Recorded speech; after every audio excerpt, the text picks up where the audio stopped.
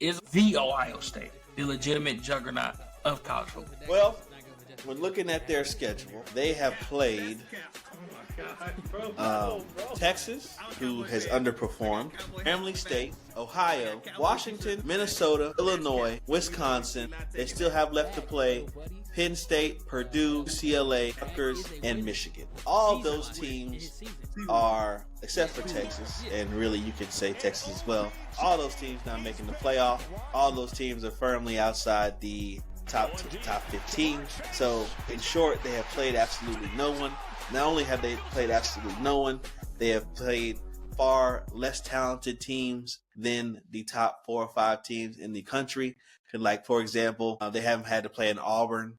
They haven't had to play a Tennessee. They haven't had to play a Miami or a Florida State, a team that has top tier talent on it, but maybe be underperformed. Let's talk about the Packers for a second, if I may.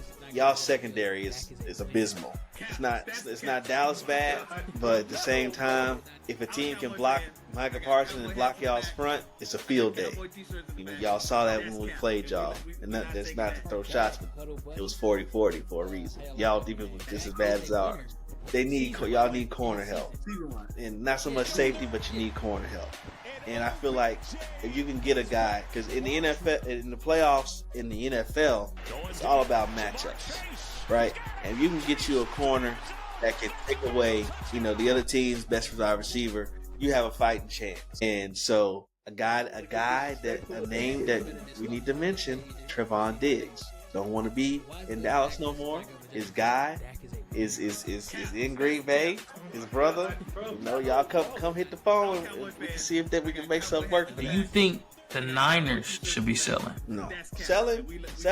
They don't really have marketable items. They don't really have no. Who wants Christian? Let me back it up. That was gonna come out correctly. Christian McCaffrey is a phenomenal player. But Buddy is consistently hurt, and he hasn't been as consistently hurt this season. But at the same time, you don't want to give up first-round picks, second-round picks for a guy that's only going to play 2 games, 3 games, and be done for the year or miss playoff games. You don't want that, right? No. So that's really their most notable item that they have that they could possibly sell. I mean, and then what else do they have other than Christian McCaffrey that teams will be interested in? Ricky? You don't think people will be interested in Ricky? Too young and hasn't done enough yet to give up serious value for. Okay. Dang, yeah, I'm trying. That would be good, bro. They don't have nothing, bro. Go to college. There's been some big news around college.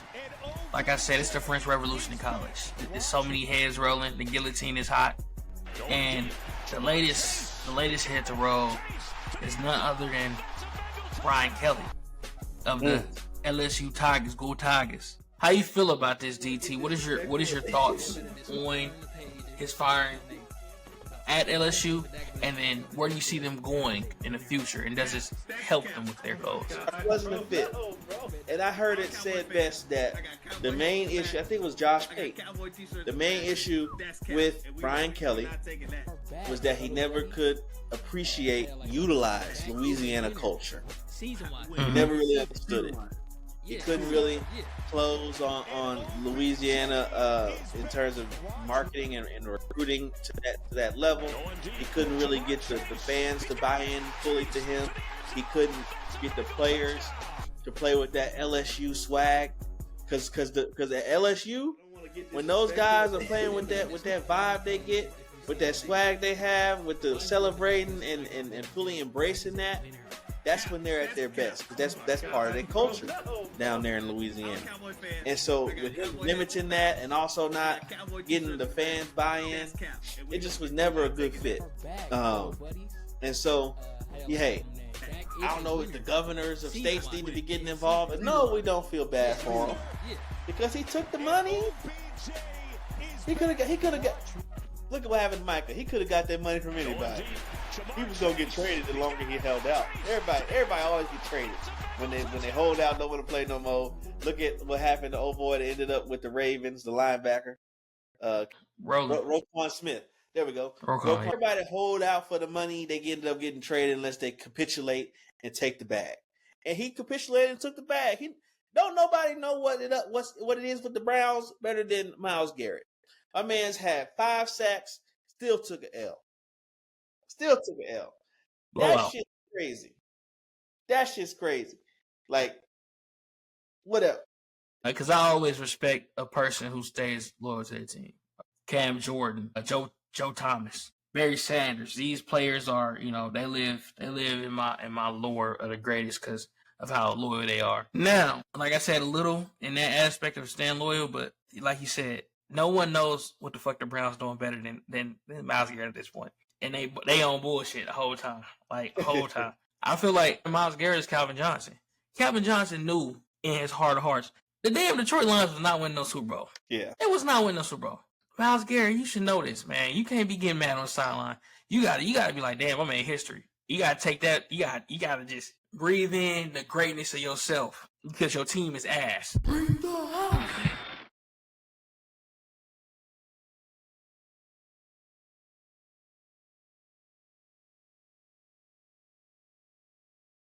And we back.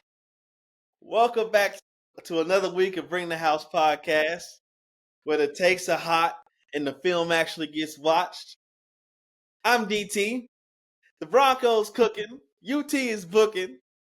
Hot take maker with my co-host, Manhattan Marshon, the bomb dropper. Look, Huddle Buddies, take shelter because we got a loaded show. So sit back, turn us up, and let's bring the house because this week we got an explosive pod. I know they're going to be like, why y'all went to bombs? We don't know. I don't know if you've seen our president, but we going to war. Shit, yeah. Boom! What does Scatterboot injury mean for the Giants, DT? Look, man, the Giants, even though they were never really going to be a playoff team this year after switching to Scatterboo and Jackson Dart, they were never going to be a playoff team, but they were starting to build their culture, starting to define what the 2026 New York Giants were going to be like. And unfortunately, this injury, it was gruesome, terrible for Cam Scatterboo and terrible for the Giants. And it's really unfortunate because, like I said, they were starting to get in a rhythm with what they were going to be and starting to build their culture. The defense was enjoying how the offense was able to play. The offense was moving the ball effectively. And so this is really a damper on their season. And I really feel bad, even though they're an NFC East rival, I feel bad for the New York Giants fans. It's quite unfortunate to see this. And, man, I just get well, Cam Scatterboo, because I think NFL and football fans really enjoy watching him play. No, couldn't agree more. Definitely get well, Scatterboo. He was the lifeblood of this team, if we're being honest. He got everybody hyped from the defense and even all over the offense. The defense fed off of the offense's intensity and the same vice versa. So it's definitely disheartening to see. I don't know what's going on with the Giants. Just a bad stroke of luck because first Malik Neighbors, now Cam Scatterboo. I don't even know who Jackson Dart's going to go to. Tracy has to step up. I don't know a single receiver other than Tracy. Other than Tracy as a running back. So Theo Johnson, Wan'Dale Robinson. Yeah, so somebody's going to have to step up, take the place of that big playmaker and to get to team hype. So definitely disheartening to see. Get well, Cam Scatterboo, because we want the old Cam Scatterboo when you do come back. DT, you feeling more confident in Texas after a gutsy win in Starkville? Absolutely not. As shocking as that may be, this it's not looking good, y'all. We should not be struggling against Mississippi State on the road and having the need overtime to win. I feel promise with how Arch Manning and the offense was able to perform in the piece of overtime that Arch Manning played in, but also in the fourth quarter. When their backs against the wall, they were able to respond and go down and get touchdowns. That's true. But the first 3 quarters of that game, we still saw the same issues. And our defense, which is supposed to be elite, supposed to carry us, gave up that many points on the road to Mississippi State.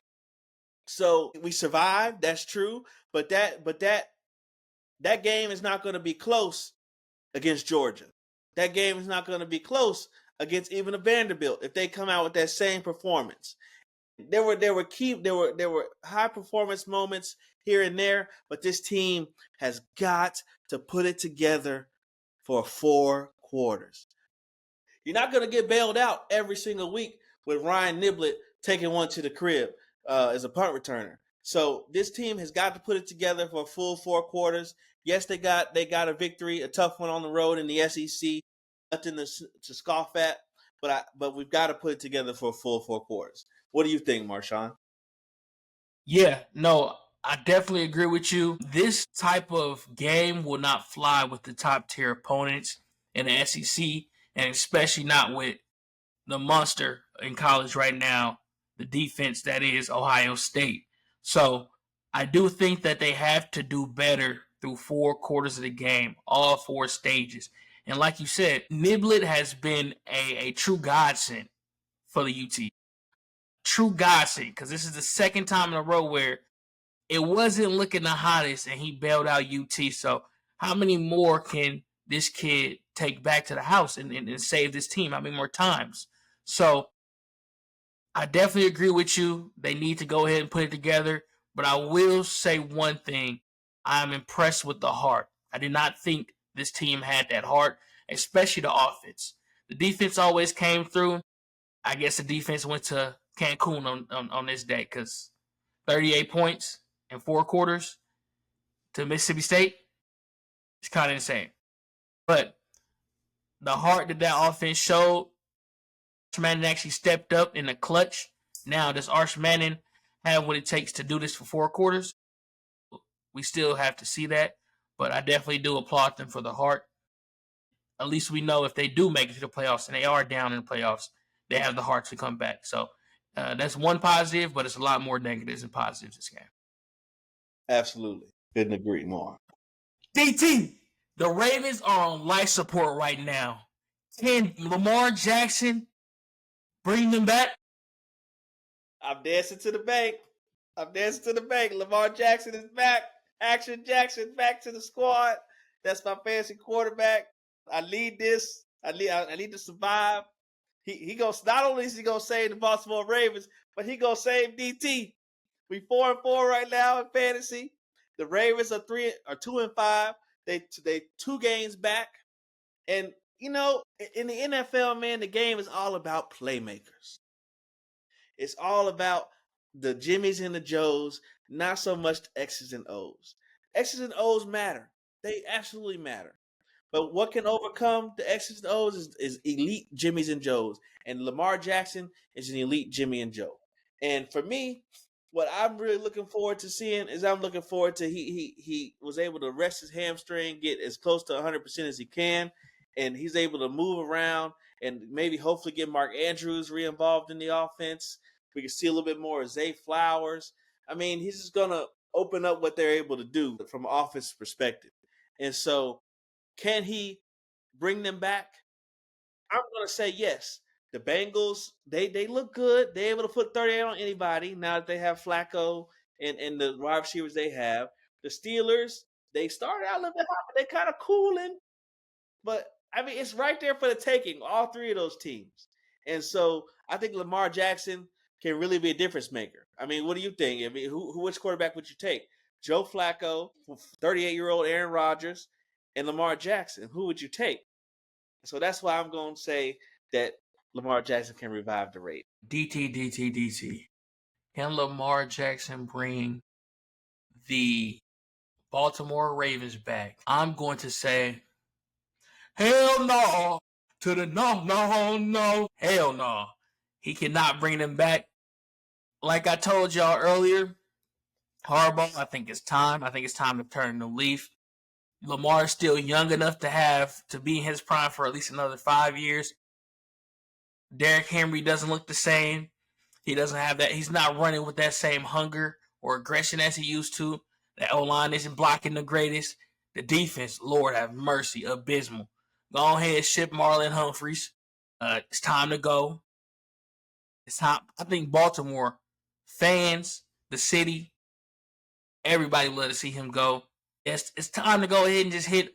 I'm not gonna say a full reset, but it definitely needs to be some moves at the deadline to go ahead and revive this team. So I'm not in complete agreement that Lamar can bring them back. Will it be fun to watch them now? Of course.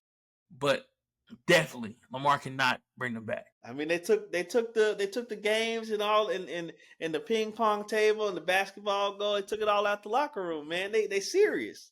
They about that action. They got to be a lot more serious in that DT. I don't know what it's going to take, but that defense is so bad. It's hard for an offense that is run heavy to even put up enough points. It ain't like they got a Cowboy type of offense to put up 40 points a game themselves. Their offense is not based on that. So, yeah, I don't see it, DT. I'm just not seeing it personally. Y'all tell us in the comment section if y'all see it, because right now I'm about as bad as an 80-year-old driver. I can't see nothing at night. DT. The Cowboy cooking. DT. Our first topic of the day. Should the Cowboys be big movers at this deadline? Man, I heard rumors, and I'm sure everybody heard the rumors that, the Cowboys were in the market for Max Crosby. The Cowboys are in the market for this guy, that guy. Here's the problem, right? The team needs an entire defense. They weak at the defensive line on the edge. They weak at linebacker. They weak at corner. They weak at safety. Even when their guys play, even when Malik Hooker and Donovan Wilson play, they still get barbecued to a crisp. So no, the Cowboys should absolutely not be movers at this trade deadline. Unless they're trying to ship George Pickens because they know that they're not going to pay him. I would pay George Pickens, but if the Cowboys know it ain't in the budget, you need to ship him because you can't just be giving out free goodies, right? So I'm going to say no. Hold what you got, save that capital for the draft, or be able to move up in the next 2 years' drafts. Don't spend that capital right now. What do you think? I'm on the other side of the fence, DT. I really think they should be big movers at this deadline. And I don't mean big movers as in trying to win a championship big movers. I think they got a lot of capital on this team to trade. If you believe in CD, that's good. But George got to go. If you believe in George, that's good. But CD got to go. Someone has to go to bring in a lot of picks to go ahead and be able to put you in a position to make better moves the year after or even draft better this year. Because the more picks you have, the more capital you have to trade for certain players. That's more of an NBA thing, but in football, it can be possible. Your GM just needs to be on point. The Eagles GM, to be honest with you. Yeah. They're the kings at it, at flipping picks and getting the correct picks. I do feel like you got to strike while the iron is hot. George Pickens is balling. He has to go. I'm sorry. Dak Prescott, y'all not trading him because I don't even see trade value for him. I don't see no one in the NFL talking about getting the first round for Dak. So I don't see that. CD, y'all just paid him. That'd be stupid to trade him. So you think the Cowboys should be in a fire sale right now? You think For they should sure. go full rebuild mode? I think in the beginning of the year they tried that without giving Dak anything. And Dak, like you said, Dak gonna make it happen. Dak gonna keep y'all mediocre so they don't draft his replacement. No. You didn't say that, but you said Dak gonna keep it decent so y'all don't draft his replacement. Yes, exactly. So what I heard when you said that was Dak gonna make it happen with whatever he got because he don't want his replacement to come. The higher you draft, the more likely his replacement gonna come. Yeah. You feel me? So what I'm saying is, it's definitely time for them to have a fire sale. You can't half-ass a rebuild. And the Cowboys been half-assing a rebuild for the past 3 years, 3 years. 30. Since they won their last Super Bowl. It's like the Cowboys got 1 foot in, 1 foot out. If you're gonna be bad, be bad. Yeah. If you want to be good, and spend money, be good. You got the Dodgers, you got the A's. You gotta be one of them. You got to be one of them. You got the Browns. You gotta be one of them. Yeah. You gotta be one of them. And the reason I said Dodgers and A's is because Dodgers has the highest payroll. At one point, in the A's history, I think it was last year, one single pitcher was making the entire salary cap for the A's on the Dodgers. That shit's crazy. So That's not illegal?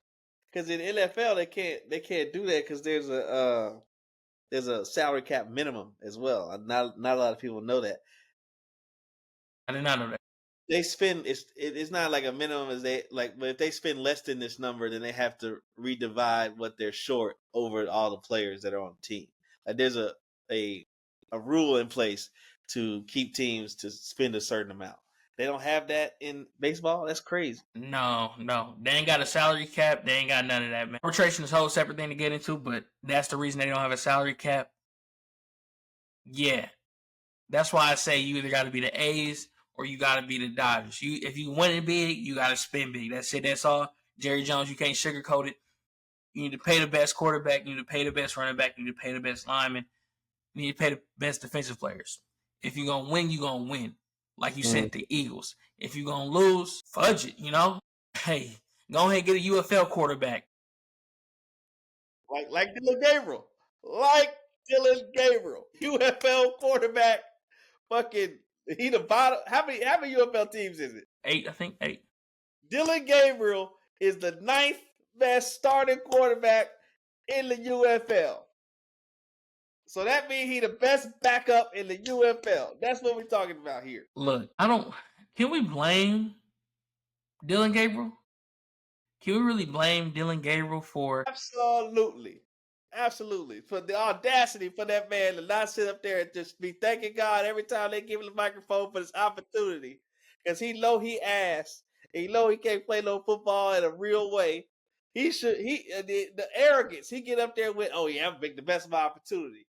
You shouldn't have the opportunity. You was terrible in college. Well, he wasn't terrible in college. He just wasn't NFL caliber. You know, it's like Aaron Murray back in the day with Georgia. Elite college quarterback. Like one of the most winningest quarterbacks Georgia ever had, Kellen Moore. Most winningest quarterback in college football at Boise State. But you're not an NFL quarterback, bro. Tim Tebow won 2 or 3 national championships. I think it was just 2. But you're not an NFL quarterback. Guys that's in college for 7 years cannot play in the NFL. It's the reason that you're in college for 7 years. So you saying Shuck not gonna be able to perform either? I'm saying Shuck not gonna perform. I'm saying Carson Beck is ass. I'm saying you name them, they ass. That's it. That's all. There's a reason you're still in college. The good ones come out in 3 years. The good ones. And the ones that was underrated, kind of went to the small school, your Cam Wards, your Josh Allens, they come out in 4. Might get you a 5 here and there. But 6 and 7 is ridiculous. You in a retirement home playing against the youth league. Like, stop it. Stop it. You should be selling insurance, not throwing pick sixes in the NFL. Like, it's ridiculous. Dylan Gabriel is terrible, but that's not the subject we on. I'm sure we're gonna get there. I'm all for it. Yeah, that's definitely not the subject we on. I got time for it all the time. I got time for it every day, all day. I got time. Go ahead. Man. This is your show. Take it. But yeah, that's definitely the topic we on. But yeah, Cowboys fire sale, in my opinion. DT thinks to hold on for now.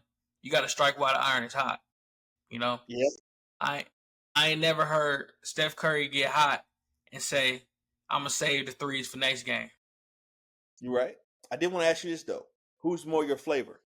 No Diddy, no homo. Fuck. CeeDee Lamb or George Pickens? Who's more your vibe? I'm going to say CD. I'm going to say CD. And the reason I say that is because CD is very versatile. The role he in, and you said this in an earlier podcast, I believe it was either this year or last year, but you said CD at Oklahoma was a yak person. Mm-hmm. CD NFL has not been a yak person, and that's because of the offense he was in. So the fact that you can be a yak person or a yak receiver, as well as a good possession receiver, I mean, you may have a few drops. CD has drops. It is what it is. George Pickens has drops. I think every great has drops, except if you born after the year 2000, every receiver has drops. So I'm more of a CD type of guy, especially to build a team around. I definitely would veer more towards CD. George Pickens, he doing good right now, but now you got the diva. I'm not saying CD don't have diva in him, but CD not gonna completely throw the game. I'm not even gonna say I feel. I know George Pickens, if he not getting the ball for 3 straight games, he ain't reading books on the sideline. He tearing the sideline up. So I'm definitely gonna go CD. Definitely, I feel like you could build a team around CD. DC, how about you? George Pickens is the more flashy one today than the CD. Like CD Lamb is like, hate to say this because CD Lamb is a Ferrari at the receiver position, but he's like the old reliable when you compare it to George Pickens. Because George Pickens now prime CD's still in his prime, but CD Lamb, man, he can make some miraculous over the shoulder, one hand. It's just some spectacular catches. His spectacular catch rating is probably like 95 in real life. George Pickens probably got you that 96, but he just knew, as a Cowboy fan, George Pickens is new. I done seen CD Lamb and it kind of feel like he's slowing down a little bit. And I also haven't seen the yak that I saw at Oklahoma from CD Lamb, partially because of the offense that he's in. I'm not fully ready to say that I would take George Pickens over CD Lamb, but I think it's more of a conversation than it would have been if we were just comparing Steelers' version of George Pickens to what we getting from CD Lamb. Yeah, I can see where you're coming from. Yeah, I'm just not sold on CD Lamb. It's just too much that come with it, It's kind of like having a second round pick drafting the 5th round as your third stringer. There's too much baggage that come with it, But yeah, that's kind of where I'm at on that. Next topic, DT. We're gonna go to college. Let's go to college. There's been some big news around college. Like I said, it's the French Revolution in college. It's so many heads rolling. The guillotine is hot, and the latest head to roll is none other than Brian Kelly of the LSU Tigers. Go Tigers! How you feel about this, DT? What is your thoughts on his firing at LSU, and then where do you see them going in the future? And does this help them with their goals? I remember where I was when they hired Brian Kelly. I actually lived in New Orleans at this time when they hired Brian Kelly. I was out front of my house, had a family friend over. He told me he was listening to the radio. He was like, Brian Kelly, what the hell? I was shocked too because it wasn't a fit. It wasn't a fit. And I heard it said best that the main issue, I think it was Josh Pate, the main issue with Brian Kelly was that he never could appreciate and utilize Louisiana culture. He never really understood it. He couldn't really close on Louisiana in terms of marketing and recruiting to that level. He couldn't really get the fans to buy in fully to him. He couldn't get the players to play with that LSU swag because at LSU, when those guys are playing with that vibe they get, with that swag they have, with the celebrating and fully embracing that's when they're at their best because that's part of their culture down there in Louisiana. And so with him limiting that and also not getting the fans buy-in, it just was never a good fit. And so, hey, I don't know if the governors of states need to be getting involved in coaching decisions. And as I understand it, because LSU currently doesn't have a president of the university, the governor now gets involved. Cool, great, fine. But I didn't like the hire to begin with, and the firing. You're gonna have to do it at some point because this clearly wasn't gonna work. You're gonna do it at some point. So I'm all for it. One of the biggest buyouts in history. I think LSU owes him $53 million. Yeah, that's only second to Jimbo's 70 something million that he's owed from getting fired at Texas A&M. And I don't think Jimbo's a coach right now anywhere. But I think Brian Kelly has to pursue other jobs to be able to get the full $52 million. So that's good for LSU. Like you said, heads are rolling. Heads are definitely rolling. Again, I'm a new college football fan, so I can't go into too much detail about the past of Brian Kelly. But one thing I will say, from being an NFL fan, like you said, when a coach knows how to use that LSU or and that's what all the young kids say, the or, which in this in this situation, or is the correct word. But when the coach knows how to use that LSU or, from Eddie to Les Miles, the players just play.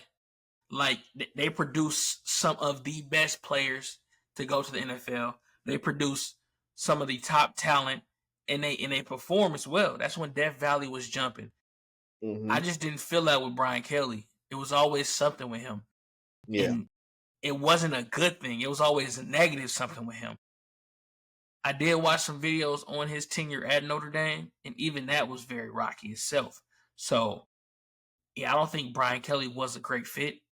I'm surprised they let it last this long. But they need somebody like a Edio or a Les Miles. They need somebody who is going to embrace New Orleans. And once they embrace Death Valley, I don't know who's a great fit for that. That needs to embrace Louisiana as a whole. Because Louisiana, LSU at one point in my life was bigger than New Orleans Saints. They still are to this day. It hasn't felt like it under Brian Kelly. I'll tell you that much. Let me tell you something. Because I worked there. They bigger than the New Orleans Saints, bro. They bigger, and not in like a flashy way, but like they've just won more. They've just at LSU, they have won more in recent years than the New Orleans Saints beyond the Drew Brees and Sean Payton era. So I think they're bigger influence and brand. Like the Saints have only been good. They have only been good during Drew Brees and Sean Payton. And LSU, they haven't been that phenomenal. But, you know, if you're looking for a college environment and college culture, LSU and Louisiana, there's no better marriage across college football than the marriage between LSU and its brand and the state of Louisiana. They are one and the same. Like no state can just roll their hat in a Louisiana high school and be able to snag the top recruits like LSU does. Nobody keeps their talent in state like LSU can. Like Arch Manning is like one of the only top players to ever leave like Louisiana in a real way. You know, most of the top recruits out of Louisiana end up going to LSU. And that's not the same for Texas. They had Waddle from Waddle that plays with Dolphins now is from Houston. He ends up going to Alabama. That's not the only one. Evan Stewart ends up going to somewhere else. JSN. You know, just a lot of different players. And it's the Florida the same way. Look at how Ohio State's able to get all of Florida's top tier wide receiving talent. Look how Alabama's able to get California's top quarterbacks. And Ohio State's able to get California's top quarterbacks. No state keeps their players, their talent in state better than Louisiana and LSU. Man, you heard it here. You heard it here, guys. Like I said, I'm a new fan of college football. I will say this, even before I jumped back into the college football realm, Eddie O was one of the most influential coaches in all of football. And it wasn't because of his play calling. It was because of his charisma. Everybody likes Everybody likes a charismatic coach who wins. Everybody likes a charismatic coach who wins. So his charisma. You said what? Winning. I said, see Dabo Sweetie, charismatic but not winning. That's what I'm saying. You can be the most charismatic coach ever, but if you're not winning, no one gonna care. They're gonna think you a drama queen as well. If you winning and you a charismatic coach, you got that sauce, man. You know. So I think that Eddie O, one of the most charismatic winning coaches that I can remember in the past decade or so. I know LSU deserves to be back to that realm. College football will benefit so much from a great LSU team. Yeah. I think this is a good move for LSU, in my opinion. Huddle Buddies, what you think? Especially fans in Louisiana, what do you think of this? I know y'all probably jump and enjoy. Actually, I don't even know y'all probably jump and enjoy. All the videos I've seen so far, I haven't heard one person who's just devastated that he left. It was just some players who are devastated that he left. or not left, that he was fired. But for the most part, all the fans I've seen are jumping for joy. Jumping for joy. Speaking of college, DT, I know we went over LSU, but let's talk about the team who went into Death Valley and put a stomping on them boys. A stomping. Stomping. BTA, as the kids say. But they definitely put together a great game and made LSU look like a D2 team. Mm-hmm. But with that being said, Texas A&M, Marcel Reed, do you think on a neutral site, A&M has a chance against the best college team right now, Ohio State? On a neutral field, I think that it'll be close. It'll be a defensive game. And I think that I hate to do this to Marcel Reed because I like watching him play. But just like Arch Manning didn't have the answers versus that Ohio State defense, I don't think Marcel Reed will have the answers. And I prefer the style that Texas A&M plays on defense. Like I like to blitz, I like to disguise, I like to be aggressive. But I just think Julian Saban's going to be able to get more going versus the Texas A&M defense than Marcel Reed's going to be able to do against the Ohio State defense. In addition to that, Ohio State just has more dudes, man. Yeah. Ohio State got way more dudes.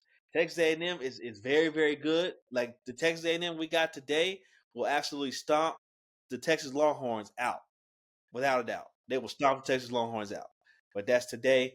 We won't see that game until Thanksgiving or so. But like it'll be close. But the Ohio State dudes is gonna keep them in the fight and win them the fight. What do you think? Again, it's just an NFL defense. Like you said, it's gonna be a very defensive game. It's gonna be like UT did against Ohio State in the beginning of the year and how that game turned out. Marcel Reed is electric, but when them disguises get to going, you don't know if it's a spy on the play. You rolling out the pocket, that spy is after you now, or you thought they was blitzing because the safety walked up. They roll into a cover 2 or a cover 3, a robber or something like that, and it's an NFL defense the way they're playing right now, and I don't think college is going to adjust to it. At least the style of defense that Matt Patricia has going up there in Ohio State for at least another couple years or so, another 2 or 3 years. So today, no, I don't think Marcel Reed or A&M can do it against the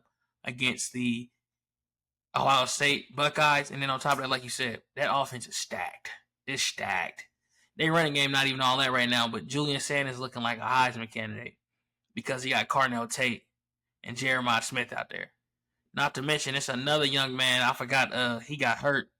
I think it was the game before last or something like that. Even a third string wide receiver is nice. So, yeah, definitely. No, they wouldn't be able to stop them boys. I had Carnell Tate 17 on the big board. I gotta move him up. I don't know if he in top 10 yet, but boy, that nigga there is playing some ball. Let me not even use that word, but he is playing some ball, man. Like, cause Carnell Tate wasn't an elite prospect, wasn't an elite 5-star talent, and we hadn't really seen it hit like that the first, I guess, 2 or 3 years he was at Ohio State. But now, my God, that the boy is a legitimate NFL prospect. Yeah. And so I agree with everything you said, dog. Really, to be honest, the shit should be illegal. This should be against NCAA rules for Matt Patricia to be the defensive coordinator for the Ohio State Buckeyes. Wait, Caleb, yeah. Because it's just it. What do you do? He's got the best players and the best scheme, and we've seen it before. Like I think Michigan or the Chargers defensive coordinator now, I think Jesse Minter, he was at Michigan for a while with the Harbaugh that was at Michigan, but now he was the coordinator with the Chargers, and he was also the coordinator for the Ravens. So we've seen NFL guys go to the college ranks, but we've never seen it this effective, I don't think. Never seen it this effective, be able to stymie and completely shut down college offenses, or on the other side, score unlimited points on offense with a guy like Sark having NFL experience. So for me, I think if I was to put a score on what a Texas A&M versus Ohio State on neutral field would be, I think it would be 31-17. Still very, very defensive, but I think Ohio State's dudes pull the game away late. Yeah, I couldn't put a score on it, but just to follow up on that point, I think this is going to be a real good gauge of if college, because for years it's been college has been ruled by offense. College football has been ruled by offense for years. Mm-hmm. I think this is going to be a really good gauge of his college. These extraordinaries when it comes to college, because they also go to the NFL ranks. These extraordinaries of college offenses can adjust to the NFL style of defense. And the reason I say that is because the difference that separates these great college coaches from great NFL coaches is the adjustments. Look at Chip Kelly. Chip Kelly was an offensive genius in college, an extraordinaire. He went to the NFL, he wasn't finding as much success. And it's because he wouldn't change up his style. He wouldn't go ahead and adapt to what was being thrown at him. So I think what Matt Patricia is doing, and of course Matt Patricia, I believe after a couple years, he's going back to the NFL. If not after this year, he's going to the NFL. He's going back to the NFL. But you don't think other defensive coordinators in college going to attempt to do what he did? So for all these, that was rhetorical? Go ahead. No. I was just going to say for all these offensive innovators, USC coach Riley, that's his name, right? Yeah, Lincoln Riley. Yeah, Lincoln Riley. It's going to be it's cool to see if he can adapt to this, to change up his style, to be able to, adapt to this type of defense. It's going to be definitely interesting to see that. I'm excited to see that myself. But what were you going to say, DT? I think that, and I don't want to give a Patriots guy tremendous credit for anything, but I think this is going to be good and bad for the game. Because the more this happens, the more the NFL and college blends and bleeds together. We're going to get more developed quarterbacks, too, for the NFL. Because they're going to start to see what NFL defenses do. But also, it's going to slow the college football game down. Because the more defenses you have doing this, the less Lincoln Riley's offense will work in the football game, because of like a lot of what you see Lincoln Riley do is based on pre-snap reads and a quarterback knowing, hey, I can go here with the ball before the snap, and that's what makes his offense quick. And so if you're playing a Matt Patricia style defense and you're changing looks like that with so much intention, it's going to slow down the vibe of college football, which is where it might hurt college football. And so, we'll see. We don't know how much of a trend this is yet. There's really only one guy, and it took elite scheme with elite athletes, so we don't know how replicable it is across other programs. So we'll have to wait and see. There's not a lot of Caleb Downs roaming around. It's really only one guy like that. So we'll see. But I definitely think if it can continue, it'll be a massive impact on college football and the NFL. No, definitely agree with that there. Like you said, I don't like I said, it's going to, I feel like it's going to, because it's going to affect college football, but not in the way that you think. Like you said, like you just said, it's not a lot of Caleb Downs. It's not a lot of these teams ain't got the elite defenses. So you can be Matt Patricia, but if you go to Liberty, you ain't got the players as Ohio State. So if you roll the coverage, it may be a lot of more coverage buses. You're going to look like the Dallas Cowboys. And if there's a lot more coverage buses, guess what you going to do next week? Take them roll coverages out the playbook. Yeah. So I don't think it'll hurt it too much as you think. SEC, it probably will hurt SEC more than any other conference because of the athletes they have in SEC. But for the most part, they tend to be good. Big Ten got Iowa. Iowa don't care if you roll in the coverage. They gonna run left. They gonna run left. It's third and long. Here comes the draw. Yo. So yeah, I definitely. Dang, we've been digressing a lot. We digress, or I digress, but yeah, I don't think A&M has a chance against Ohio State. No offense to A&M, great team. Ohio State just like that. It's just they right now they are right this year. I'm not gonna say it, period, but this year they are. Bama had like a chokehold on college football. They Bama, man. They Bama. They got the athletes. They got the scheme. They just gonna rickroll everybody. So yeah, it's gonna be interesting to see if someone can adapt to that. I'm very interested in that. Yeah, let's do some deep dives. We gonna jump back to the NFL, guys. I know we've been on college a lot for the past 2 weeks or so, but we're gonna jump back to the NFL. NFL teams, DT. NFL teams, man. Which NFL team do you think is just one piece away from being a championship contender?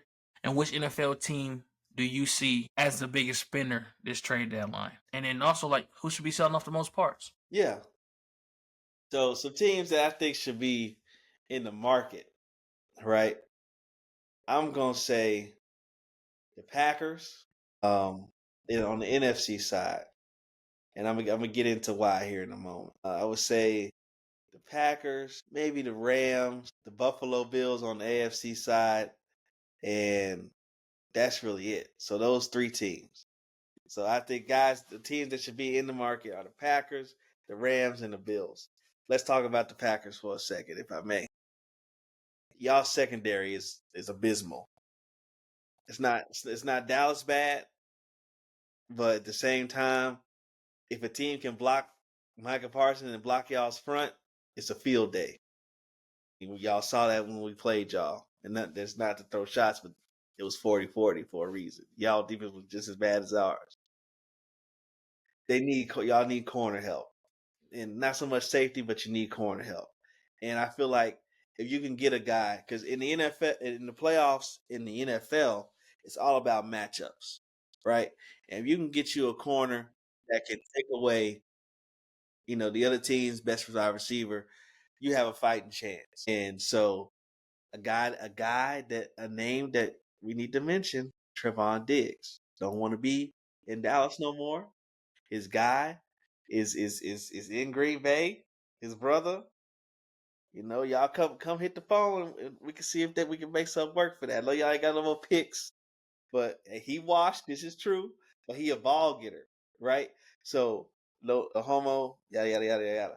But hear me out though. The lockdown corner don't exist no more in the league. It really don't exist like that. It You don't. don't It think don't. PS?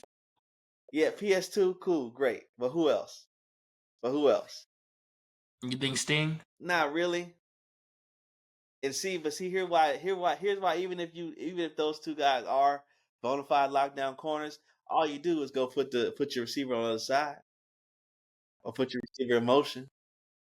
So, but what's a more effective way at shutting down a wide receiver one than having a lockdown guy? A guy's gonna turn the ball over. A guy's gonna pick that motherfucker, and that's what Trevon Diggs did. So in that case, just hear me out. Hear me out. I got two other teams. Don't trip Okay. yet. Don't trip yet. Okay. Don't trip yet. Okay. The Rams, kind of the same thing. Like they like because they not beating the Eagles and the Lions as they currently constructed. They not. No. They not beating neither one of them, and neither are the Packers. When the money on the table, Packers not beating Eagles and Lions. They not. And so, We just beat the Lions. but the money ain't on the table. Stop it. The money not on the table. It's not. So, and then obviously the Bills, I want to see them get another wide receiver. I gotta see it. At this point, this not working out with Keon Coleman and the crew and the 7 million tight ends they run out there. Cook still looks good, but I mean they about to lose the damn division to Drake May and the Patriots. Like we can't have this. We just can't have this. So they need to be in the market making a move because they about to fall off the map. Potentially get McDermott. I ain't gonna call for everybody's job, but I mean, shit. We went from AFC Championship game to wild card. We can't do that. We can't do that. So those are my 3 teams: Packers, Rams, and Bills. I got a question for you, DT. Go ahead. Is Sauce on the market? Oh, absolutely. But see, Sauce in that lockdown category, in terms of that's the style corner he is. Like that's where he provides the most value, is being able to play coverage as opposed to take the ball away. In addition to that, also has been like leading the fucking league in PIs and defensive holding. It's true. So that's a major negative. Because then you could become like a target on defense. They can start throwing at you, knowing they're gonna get this flag.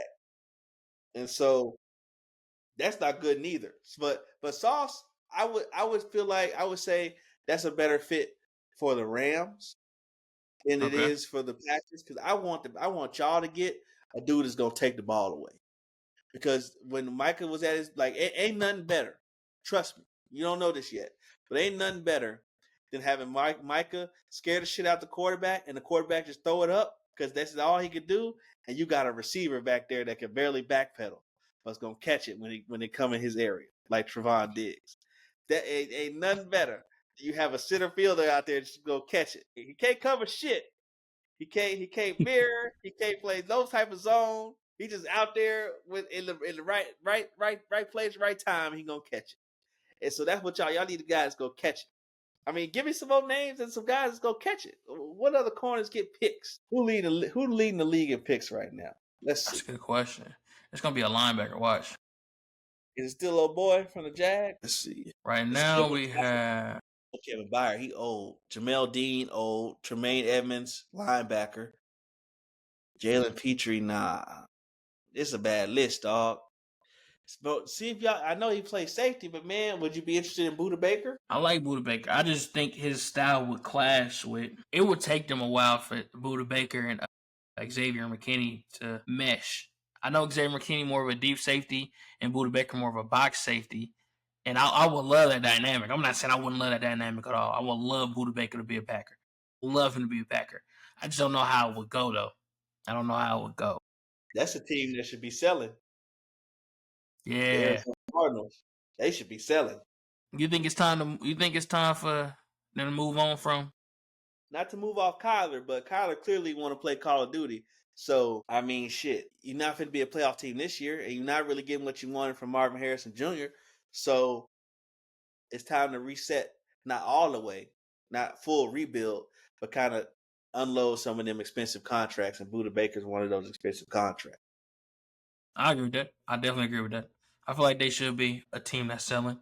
Definitely agree with that. Do you think the Niners should be selling? No. Selling, they don't really have marketable items. They don't really have marketable like no who wants Christian? Let me back it up. That was not gonna come out correctly. Christian McCaffrey is a phenomenal player. But Buddy is consistently hurt, and he hasn't been as consistently hurt this season. But at the same time, you don't want to give up first round picks, second round picks for a guy that's only going to play 2 games, 3 games, and be done for the year or miss playoff games. You don't want that, right? No. So that's really their most notable item that they have that they could possibly sell. I mean, and then what else do they have other than Christian McCaffrey that teams would be interested in? Ricky? You don't think people will be interested in Ricky? Too young and hasn't done enough yet to give up serious value for. Okay. Dang, yeah, I'm trying to think. That would be it, bro.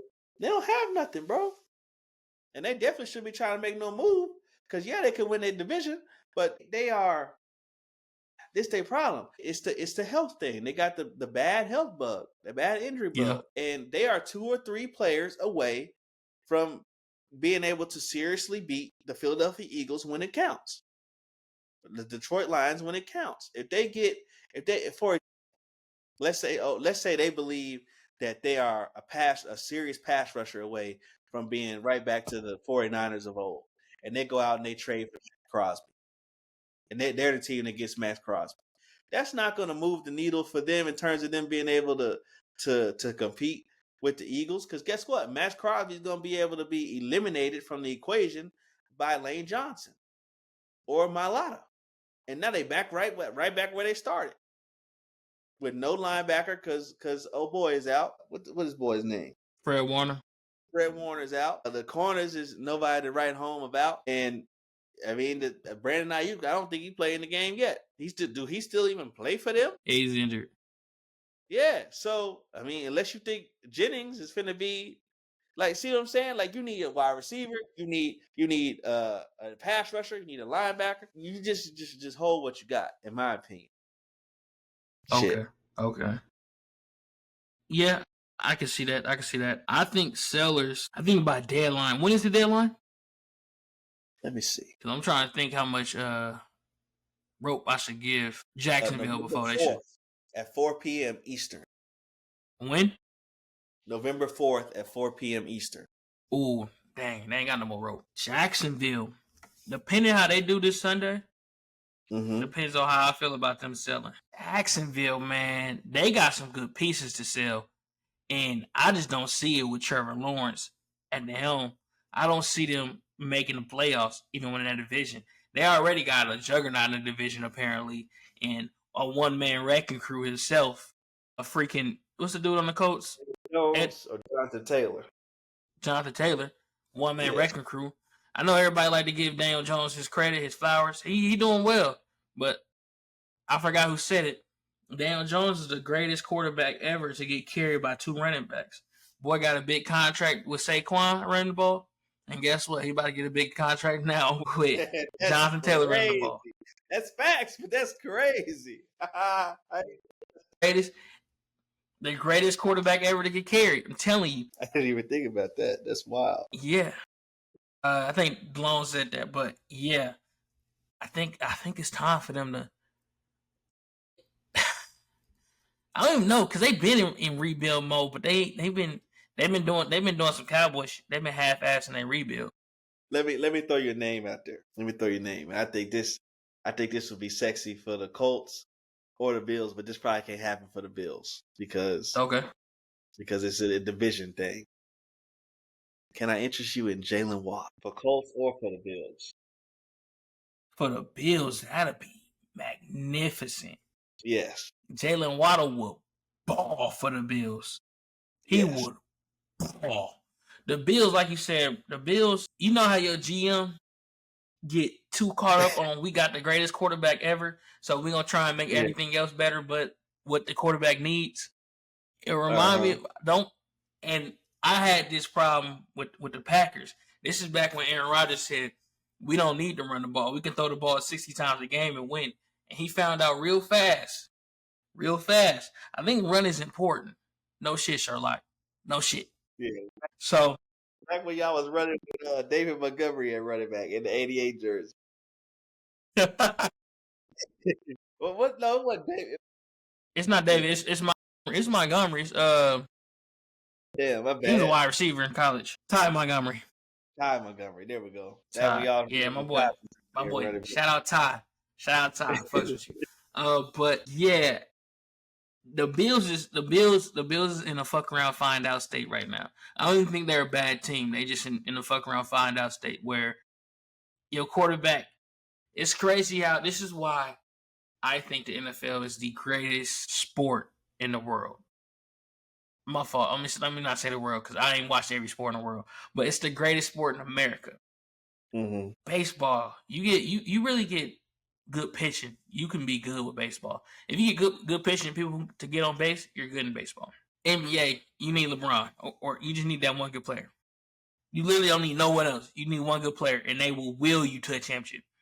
Mm-hmm. Football is literally the fucking around find out sport. They're like, oh, we got the greatest quarterback ever. We got a decent line. He don't need no wide receivers. He's good. Oh, they can't get open. Who he gonna throw to? And they put a spy up so he can't run. How are we gonna do this? Exactly. Packers, in essence. We don't need a run game. Sucked. So, NFL is the ultimate sport when it comes to teamwork. Mm-hmm. And the Bills are just in that. I'm not saying blow it up. I'm definitely not saying blow it up. I think they should be buyers at, like you said. I think they should be buyers at the deadline because they need a wide receiver. I don't know if it's Let me throw another name out there for you. okay. And this will go hit you close at home. Christian Watson. Hell yeah, go ahead and send that nigga. Send him. Go ahead. Take 7 phenomenal games. Maybe more in the Colts so you get indoors, but I think that might be a name, realistic name. Whoever he go to, y'all fans, I hope y'all know y'all gonna get 7 of the greatest games y'all ever seen, and then y'all gonna get a whole rest of the year. Don't shit on the man, dog. Injuries. It'll hit the dude, bro. Don't do it, bro. Don't do it. For multiple years, bro. Like I said, bro, he's a phenomenal talent, but golly, boy, like come on, man. Like Boosie said, come on, man. I know it's too early for Maserati Moore, but I think he need to change the scenery too, personally. I think Maserati need to change the scenery. They ain't gonna ship a legacy like that year 2. It's way too early. Way too early. Yeah, way too early. They'll never get a job again in the NFL. They do that, and Marvin Harrison turned out to be good. How about DJ Moore? Man, please. Hey, Ben Johnson not doing it right. He not. I thought DJ Moore, Amon-Ra St. Brown, same guy. No, Ben Johnson had other thoughts. It's either Caleb Williams or Ben Johnson. One of them two not doing it right with the DJ Moore connection. The shit ain't working.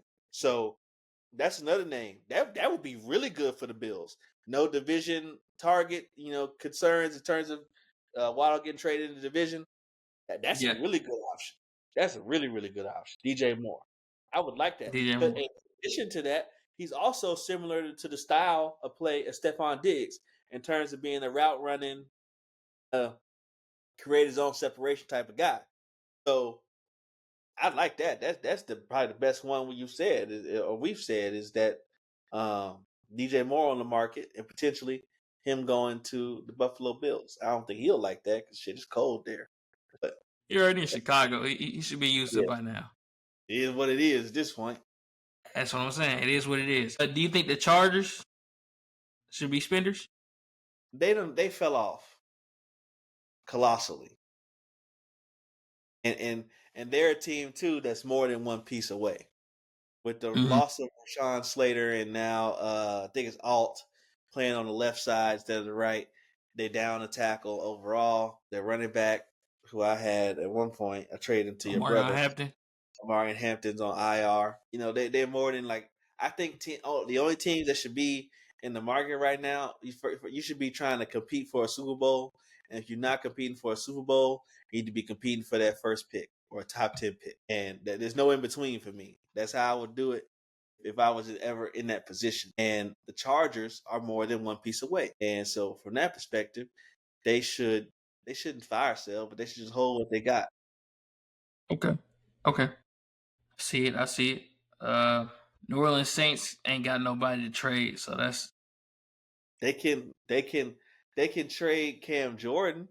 Like some teams, the teams that need to maybe Cam Jordan still play? Hell yeah. I mean, but I don't think he'll want to leave New Orleans because he trying to be the, I play for one team whole career. He on that shit. So I ain't heard of him this whole year. That's crazy. That would be. But he not the Cam Jordan he used to be. But shit. Neither was Kenny Clark, but didn't seem to fucking register for the Cowboys. But yeah, the Saints don't really have nobody. The Atlanta Falcons need to start considering it. They really do because they too damn inconsistent. They could probably get a little bit of something off Kyle Pitts. Drake. Definitely not. Drake London and Saquon, or not Saquon. Drake London and Bijan, untouchable. Off limits. Okay. Untouchable. Untouchable. Don't touch my shit. No, they gotta stay on the squad. No, hell no. I was unfamiliar with Drake London's game. Obviously as a Texas fan, I knew what the hell Bijan was. But it's my first time having Bijan in fantasy, so it's the first time I've been watching Atlanta Falcons games. And no, Drake London is a guy. He's a guy. That's why I think Pittman could have been a guy if he had consistent quarterback play his first couple years. Yeah. Yeah, USC produced that. That's a sleeper for wide receiver U. I'm not saying they ain't gonna be wide receiver U because the sheer value of Ohio State freaking wide receivers. Shit. Like, don't get me wrong. If it was wide receiver U, I would say historically, at least in my lifetime, it would probably be LSU because of like how much impact they wide receivers made on the game. But if we're talking about sheer value of good players, period, it's Ohio State. It's Ohio State. It's Ohio State, period. Amon-Ra St. Brown, didn't he go to USC too? Amon-Ra St. Brown, Michael Pittman. They had Drake London, Marvin Williams. They got Mekhi Lemon. Don't sleep on Mekhi. Not sleep on Mekhi. Smith-Schuster, if that's your flavor. Juju, yeah. No, I don't like it, but no. But yeah. Juju, Jacoby Lane is nice. Yeah. Yeah, they got some hitters. I would say they probably top 5 in wide receiver U all time. Yeah. That's forcing. I'm gonna say top. They definitely top like 7 wide receiver U all time. For sure. Yeah. Cause you gotta put Miami up there wide receiver U. Miami had some freaking hitters back in the day before we was born. They ain't had. Yeah. I mean they got Tony. Oh yeah, Restrepo. Yeah, he ran a 740 or some shit like that. Man can't get on the field. But yeah. The nigga got blinkers when he run his routes. Great. Hey, he held the most yards for any wide receiver at Miami. So no damn defense in the ACC. Out there letting the fucking guard cook them. Insane. Hey, bro. What's that? But yeah. What's bro 40 time? Hold on a second. Hold on 1 second. Hold on. Now we finna do this. Xavier, Estrepo 40 times. 40 times. Buddy ran a 4.83. Okay. Now Quentin Nelson 40 times. It's in the 5s. Relax. Oh, he didn't run the 40. Let me see. What's another Zach Martin? Let's see. Let's do the research. Zach Martin 40 times. Damn it! You gonna give me a 40 times somewhere? Well, give me another guard. I'm not gonna have you do that. Restrepo, you lucky. You lucky I don't want to do all that type of research, but damn it, I'm sure it's a guard somewhere in the league that ran a 4.83. Look, we digress. There's a lot of teams I think that should be sellers at the deadline. I don't think a lot of teams should be buyers. So I'm gonna keep. I'm actually gonna agree with DT on this one. Definitely the Bills for sure. Packers, we need corners. Good Lord, corners. Corners been our problem though for years. Like we just at this point, it is what it is. Corners, and we kind of do need a number 1 still. Love Romeo Dobbs to death, but we need that guy. We need a guy. So I think the Packers definitely should be buyers. Maybe you have to get Waddle, and the Bills can take more. Because the Chicago not trading y'all more. That shit. Nah.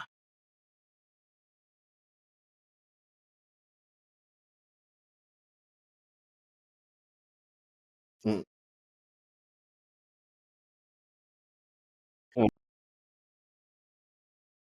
Yeah. Yeah. Uh-huh.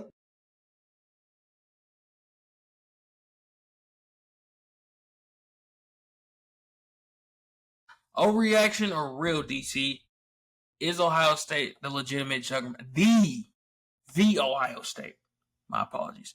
The legitimate juggernaut of college football. Well, when looking at their schedule, they have played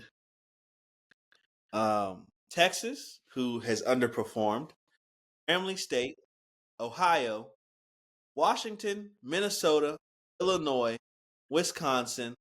They still have left to play Penn State, Purdue, UCLA, Rutgers, and Michigan. All of those teams are, except for Texas, and really you could say Texas as well, all those teams not making the playoff. All those teams are firmly outside the top 15. So in short, they have played absolutely no one. Not only have they played absolutely no one, they have played far less talented teams than the top 4 or 5 teams in the country. Like, for example, they haven't had to play an Auburn. They haven't had to play a Tennessee. They haven't had to play a Miami or a Florida State, a team that has top tier talent on it, but maybe be underperforming. They played these northern schools in the Big Ten, obviously, and I'm not going to shit on their entire resume. Like we said earlier, a lot of what Patricia is doing on their defense, I feel like will translate to the playoff. But at the same time, none of the quarterbacks they've been able to do that to are guys that we consider as first round prospects or as just backups in the NFL. So I think the hype might be too much, but I think they still are the number one and should be the number one team in the country. But the gap is not as wide as people are trying to make it seem. Yeah, I don't agree. I don't agree. They may not have the greatest competition, and that's a whole different debate. I literally had this argument against a Big Ten lover the other day, who was talking about how they got the top teams ranked in the more top teams ranked than SEC, or the higher ones, I should say. But like you said, they face against Jimmy from buttfuck nowhere, Michigan. So like they schedule not the greatest, but it's just that defense is something to watch. It's very unique. And like you said, with the talent they have, I think that they're gonna dominate the playoffs as well, even against these SEC schools. So because SEC don't have a school where you like it, clearly that's the team in the SEC, and then on top of that, SEC quarterbacks ain't the greatest. Like if it was some quarterbacks in the SEC where we were just like, yeah, that boy good. Like even I don't even think Mississippi State. I mean, not Mississippi State. Ole Miss quarterback can do well against Ohio State defense. He's gonna look like a deer in headlights. Gunnar Stockton not doing good against Ohio State defense. I think the one who got the best chance, or two who got the best chance, is probably Pavia, and that's because of his ability to work out of us. Like you can call a play, and Pavia is gonna end up making a play. Like because that play not gonna work, he gonna scramble around, he gonna make a play. Now, is that gonna work 60 minutes? No, no, it's not. You probably gonna get away with that for the first quarter, and then Matt Patricia gonna get on somebody's ass, and that's just done. And then also the Tennessee quarterback, because he's more experienced. But yeah, I don't even think he would do great against him. So I don't see a team in the SEC who I'm like, that's a team that's gonna be able to do something against him. Probably defensively, but I mean, yeah, probably defensively they do something against Ohio State, but offensively, nah, it's cooked. Everybody shitting on Carson Beck in Miami for a valid reason. But like you mentioned just now, like experience wise, Carson Beck, shit. This did Ohio State versus Miami game where Carson Beck lights it up, and Ohio State's been doing what they've been doing all year. That has a potential to validate Carson Beck as a prospect because he's facing an NFL scheme on defense. Because he's put out another bad tape out there. So I think that would be another team that might have a shot against them is Miami because their defense is better than what it was last year. But see, that's the problem, right? That's why I said it still should be the number one team. But the problem is that their defense is so elite and their offense is not as good, but they have the elite guys. You know what I'm saying? And it's kind of like the Chiefs. It's very, very hard to beat them because not only can they score 40, but they're not going to let you score nowhere near 40 because their defense is too good. So it's very, very, very, very hard to beat both the Chiefs and Ohio State. So you got to find the right team that has that right mix of good on both sides of the ball to be able to beat them. And there's not enough teams that are like that. Yeah, especially this year. So I do think they're a juggernaut of 2025 college football. Mm-hmm. So I'm going to go with juggernaut. Next one, DT. Where there's smoke, there's fire. Is Sark seriously considering an NFL job? And if he does, which team's going to call for Sark in NFL? First and foremost, number one, no team in the NFL should want Steve Sarkisian. Number one. No, there's no disrespect to Steve Sarkisian, but like you said, Steve Sarkisian still has some figuring it out to do in terms of what his strengths, what his weaknesses are, how to get the offense rolling. So that's number one. Number two, Steve Sarkisian should take a job in the NFL if offered one, because the writing is starting to get on the wall at Texas. Like, the story is starting to be written. It's starting to get stale. You know, had he lost that Mississippi State game, Earth would have been on fire. Not only that, he's got a lot of, every game from here on out, if he loses 2 more games going into next year, it's going to be some Texas fans calling for a hot seat. So it's better to hit the parachute now than to, have your career set back from a firing from UT. And there's really no college jobs that are better than the University of Texas. So the only place for him to go, really, in terms of a promotion, is to go to the NFL, in my opinion. What do you think? Like you said, again, new college football fan here. I didn't witness him the year before last, apparently when he was cooking at Texas. But from what I'm seeing, I don't think he's personally an NFL coach, to be honest with you. I know a team is going to take a flyer on him, like the damn Cardinals, because they love to get college coaches that fail in the NFL, or even the Browns. But I don't even think he would take that job because that's a death sentence. Yeah, I don't see no other team like, dang, you know who would be a good coach for us? Steve Sarkisian. Like, no. So I think this is a bunch of smoke. Mm-hmm. This is no fire. I think he goes back to Texas. I think he's just doing this for that bread, man. He's just doing this for that bread, because you know, trying to get Texas fans to appreciate him. Yeah, and yeah.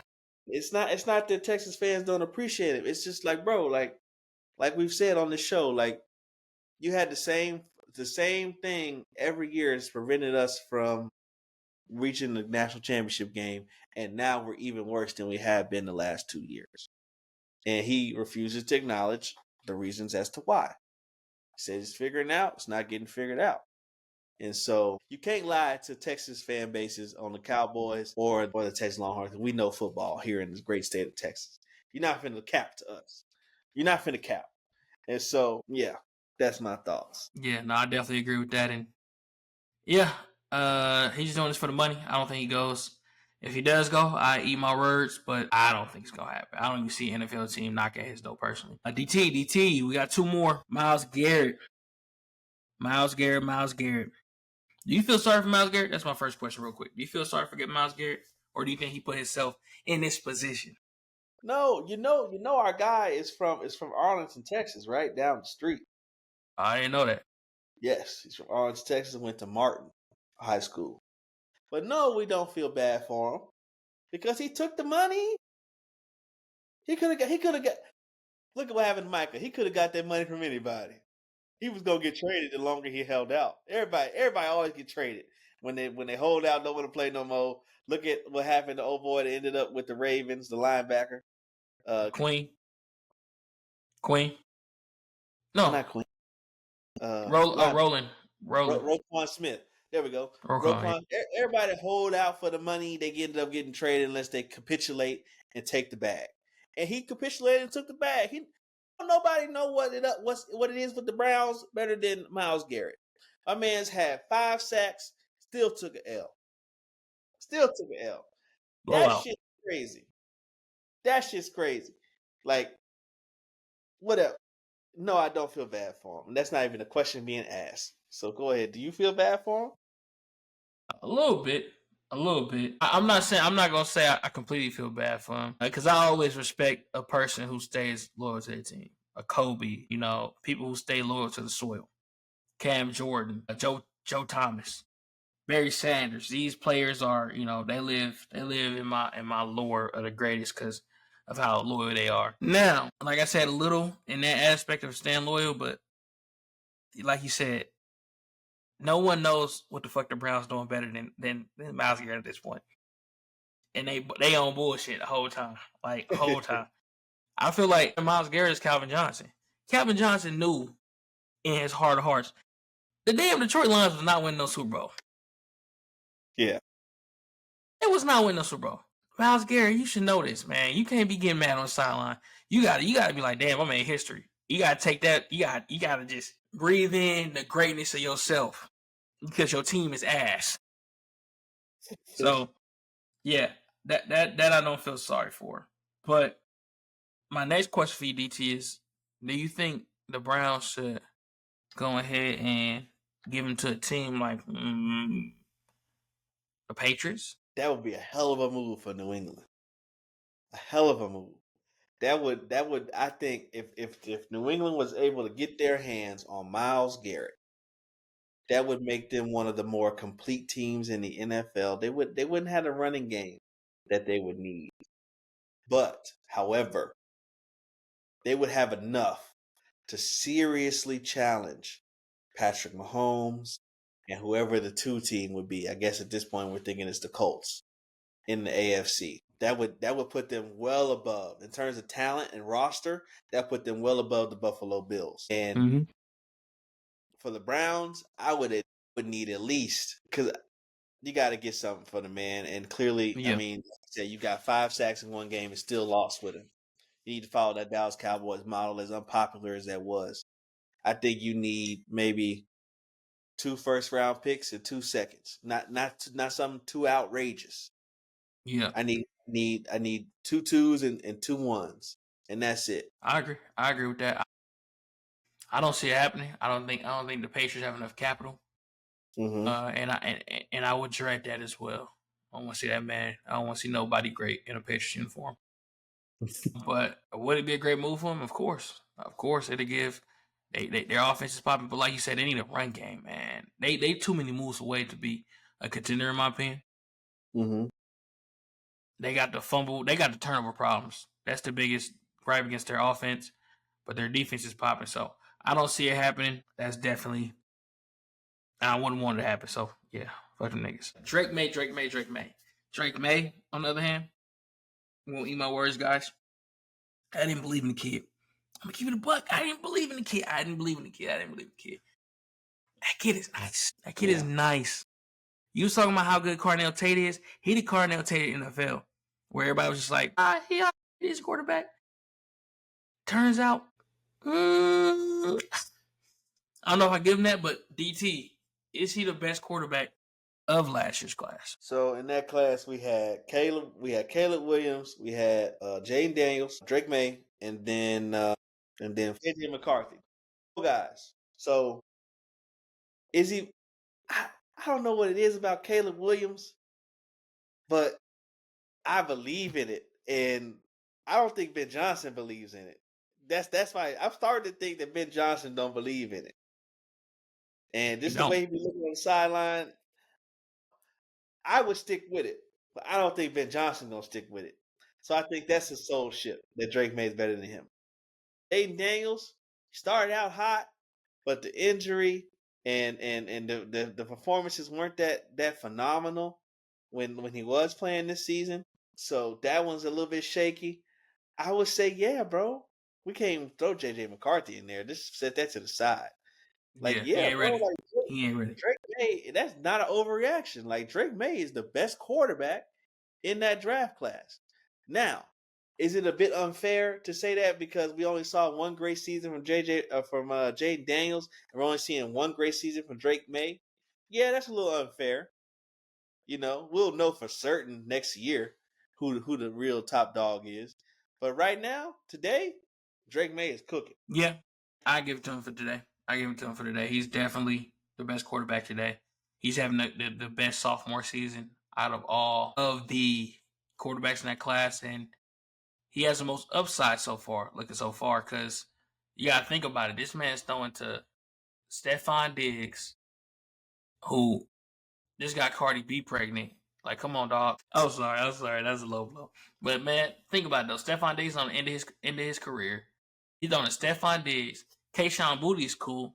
Keyshawn Booty is cool.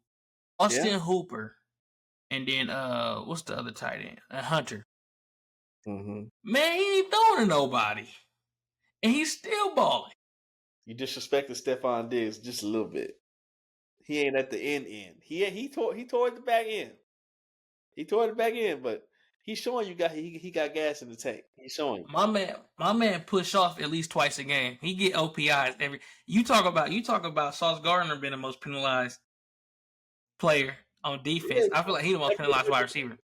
Man, stop extending your arms, bro.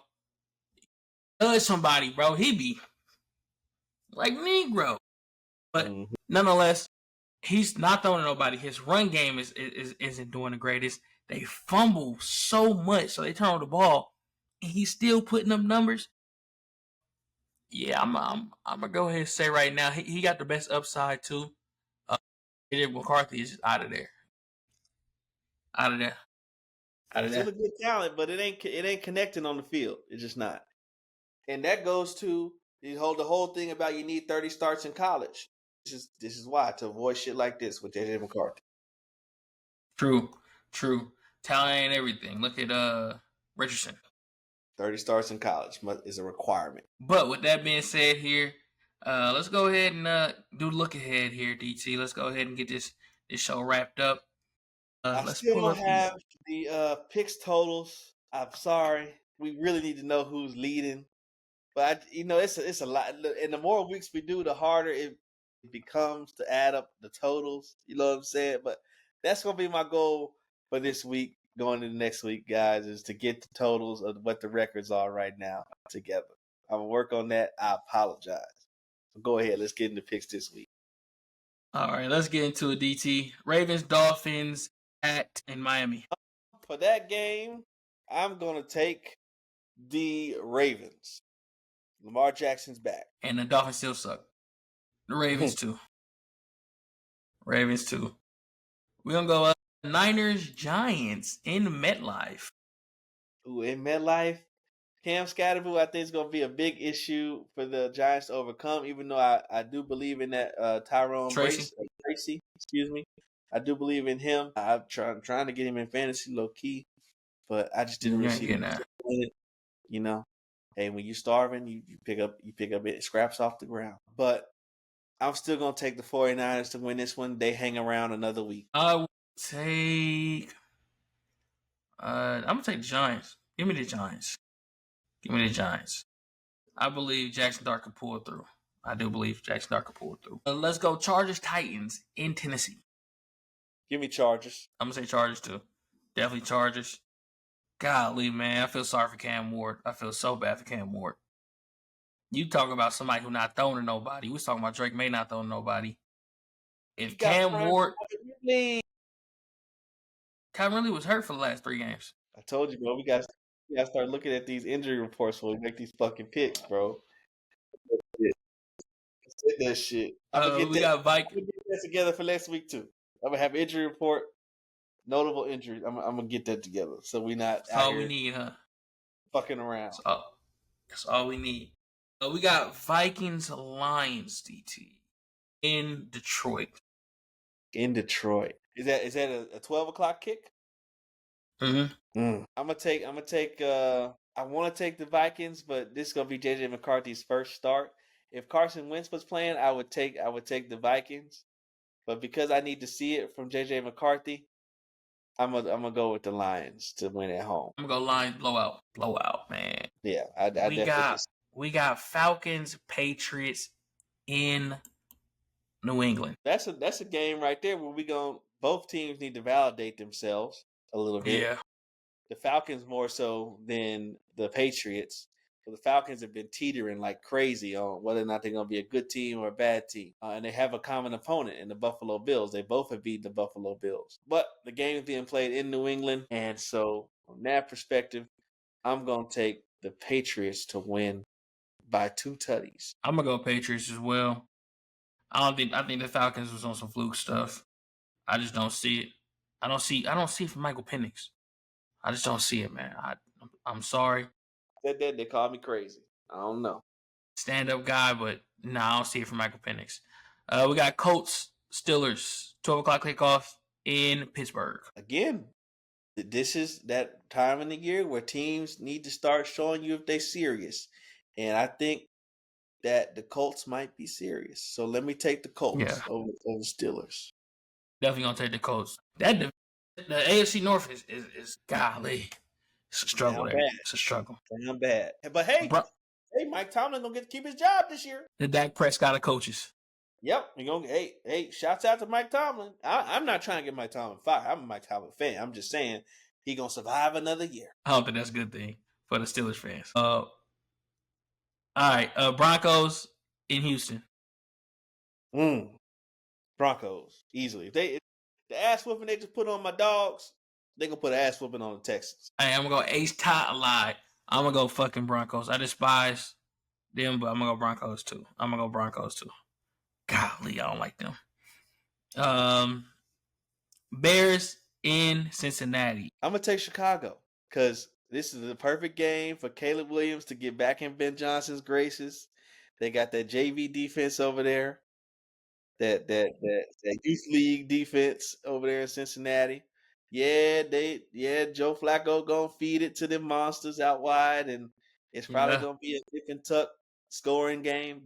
I want to see this game this week, but I still think Chicago gonna be able to get one more stop than the Cincinnati Bengals can, even against those receivers. So let me take Chicago though. I'm taking the Bengals. I don't think Chicago can put up 40 points. Personally, I think they can. I believe in Caleb. I believe in it. I wonder is Bryce Young back for this next game? But we got the Panthers in Lambeau or at Lambeau. Okay, that's an easy one for me. Y'all are gonna the Packers, should win this game, but a sneaky matchup: the Carolina Panthers offensive line versus the Packers pass rush. If the Packers or the Panthers can block up the Packers pass rush, could be in for a long day. Panthers might upset you. Doubt it. I'm say I'm about 99 point infinity, 100% chance of Packers win this game. Blowout. Packers, man. Go Pack. Yes. We got NOLA at the Rams in LA. Rams, easily. It's a rematch of the missed pass interference call from way back when. But nah, they're not winning this one. This is going to be another rough game for New Orleans Saints. I would say Rams by 17 at least. You don't think Shuck gonna ball out in his debut? I say over under. I say Buddy probably throw about 2 picks, maybe 1 fumble. I think he had 3 turnovers in the game. Shouts out to damn Shador. Hey man, bullshit. They picked him over. Fucking Shador said. Hey man, yeah, that was wild. I'm definitely gonna go Rams as well. That's easy pick. Blowout. Come on, man. 21 points. We got Jags in Las Vegas. Jags in Las Vegas. That's a hard one. For you, because you hate Trevor Lawrence. That's the issue there. It's very hard to win one game in a year for 18 games now. It's gonna be a couple more that the Raiders get, and I'm gonna go Raiders this time. I'm gonna go Raiders over the Jags. It's very hard. But it's gonna be upsets this weekend, and this is a team that don't know what the hell they are. Let me take the Raiders. I want to go Raiders so bad, bro. But Geno sucks. He does, absolutely. But you don't believe in Trevor Lawrence either. So why don't you just jump on the Raider train with me for pops? I can't. Just jump on it for pops. Just go Raiders right here. Freaking can't, man. I hate these guys. I don't hate them. Anybody, but it sucks. This really sucks. It really, really sucks. I'm gonna go Raiders. Yeah. Damn, this sucks. This sucks. I'm not a fan of that one. Chiefs in Buffalo. Afternoon game, 3:25. Chiefs in Buffalo. At Buffalo? Chiefs too hot. Chiefs too strong on both sides of the ball. Chiefs also have way more dudes than the Bills. I don't see the Bills winning this game at all. Even if they give us that vibe that the Ravens and Bills gave us week 1, Josh Allen not going to be able to will himself past this Chiefs defense. And even if he is, he still got to outscore Patrick freaking Mahomes, who has weapons. So let me take the Chiefs. Hold on, man. Hold on. Let me take out my needle real quick. Marshon crackhead pick of the week. We're gonna go Bills. We're gonna go Buffalo. Go Bills. Josh Allen gonna go ahead and turn up like he did against Lamar Jackson and the Ravens week 1, and he gonna start to slide back into the Chiefs. Crackhead pick of the week. The Bills. Well, I can see it happening, but that's for what it's looking like right now. That's definitely a crackhead pick of the week. I agree. All right, we got Seahawks in Washington at the Commanders. Commanders need a dub. Seattle is they're a pretty strong team. I like what my guy Sam Darnold is doing. I'm a Sam Darnold fan. Jackson Smith and Jigba looks good. I need them motherfuckers to give the ball to Kenneth Walker more. To hell with Charbonnet. The Vulture. Shit, okay, damn, man. Just give the ball to Kenneth Walker. And you know what? For that shit, I say they get the ball more to Zach Charbonnet than they do Kenneth Walker, and they lose the damn game. I'm taking the Commanders out of spite for their treatment of my guy, Kenneth Walker. I'm going Seahawks. I feel like Jackson Smith and Jigba gonna go crazy. They're gonna keep getting to the goal line and feeding that thing to Charbonnet. And yeah, I think the bad year continues for our boy Jaden. Yeah, I'm gonna go Seahawks. Last game of the week, DT. Snap. Last game of the week, DT. It is your boys versus Arizona at Jerry World. Dubs. At Jerry World. Hey, this is a get right game. I don't know what the hell we're getting right for because we ain't finna do shit in the playoffs and the rest of the regular season. We're not finna go nowhere. We ain't finna do nothing. Mm-hmm. This is a lost season. So at least let us feel good for a little while. We should be tanking, really and truthfully, but there ain't no quarterback to go and get. So I guess shit, we might as well win a game here and there. What's different? So let me take the Cowboys.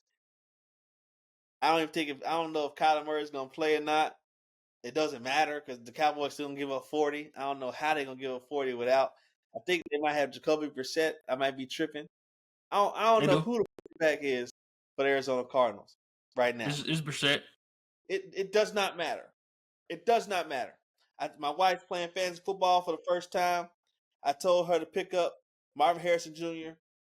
and roll him because he's playing the Cowboys this week. And Cowboys give 40 to everybody. So even with Jacoby Brissett and Marvin Harrison Jr., they gonna cook our ass. But we're still gonna win. I say final score 45-42.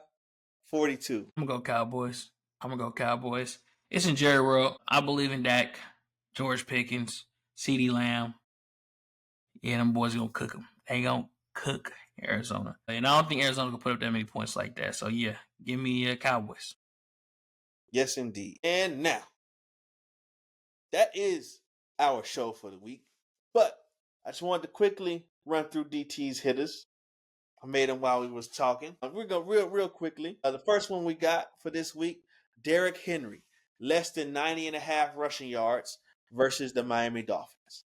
Really like that pick. Lamar Jackson, comeback game. Been out for 3 or 4 weeks. Your boy been starving in fantasy football. But his number right now is set at 1.5 pass touchdowns. His first game back, I think he can get to 2. Let me take the more on that. George Pickens, 59.5. Like we just outlined, I think the game's going to be 45-42. Cowboys victory. In order to get there, George Pickens is going to have to do numbers. So let me get that more than 59.5 for George Pickens. Mark Andrews. I got him in 2 in fantasy, and it's been a terrible year for Mark Andrews fantasy owners. And I think that continues. He's at 28.5, less than that number. And finally, Drake May, 229.5 against Atlanta. I like Atlanta's defense, but I don't think they're there yet consistently. So let me take the more with that number. So again, those picks are Derrick Henry, 9.5, more rushing or more than that number for rushing yards. Lamar Jackson, more than 1.5 passing yards, touchdowns. George Pickens, more than 59.5 receiving. Mark Andrews, less than 28.5 receiving. And Drake Maye, more than 229.5.